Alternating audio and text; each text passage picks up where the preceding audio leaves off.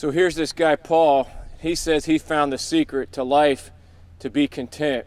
And I said, all right, I tried everything else. And I said, if he's got it, I'm going to find out what he says is the secret.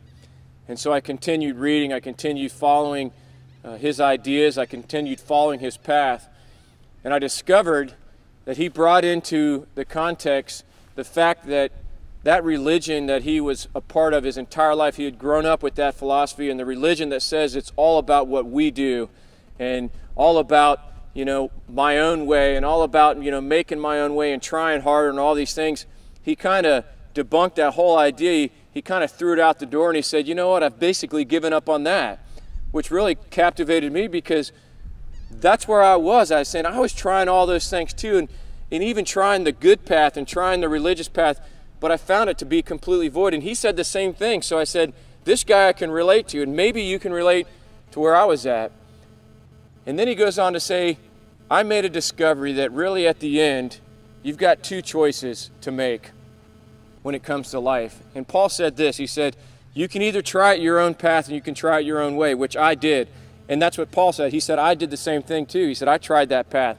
He said, but for me, I realized how completely inept I was to make that happen. In fact, no matter how much good, what was I going to do about all the things in my past? How was I going to resolve the things that I had done that were bad? How was I going to resolve the things that I had done that I knew I made mistakes on? What was I going to do about those things? And he said, so you have two choices. He said, you can choose that path and continue to try to put yourself on a scale and a balance that says, I'm going to do this and I'm going to do this to try to outweigh the bad and outweigh the wrong. And Paul said, it became futile for me because no matter how much good I did, I couldn't keep up with it.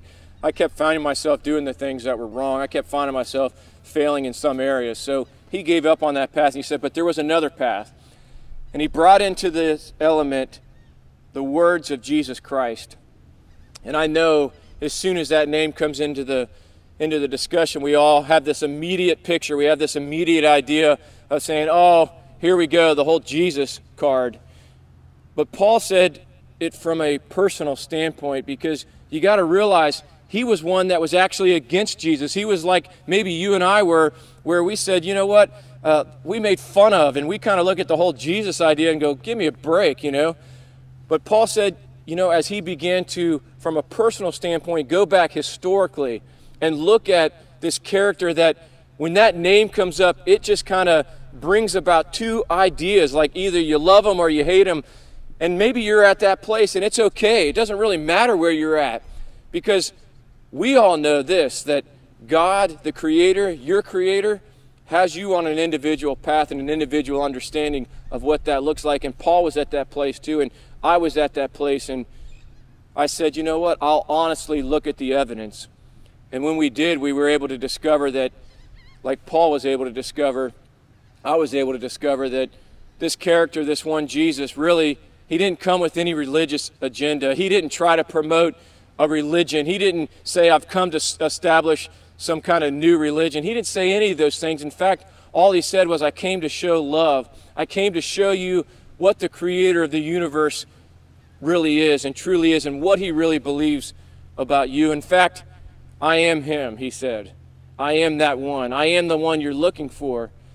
And as Paul so eloquently put it in his words, he said, if we just simply would open up our hearts to this idea, and we would really be true to look at who this character and who this one Jesus is, then you'll discover that he is the one that can bring the contentment. He is the one that brings a peace that passes all this world and passes all of our ideas, understanding. It passes everything, so that you and me and everybody can find peace and contentment 365 days a year.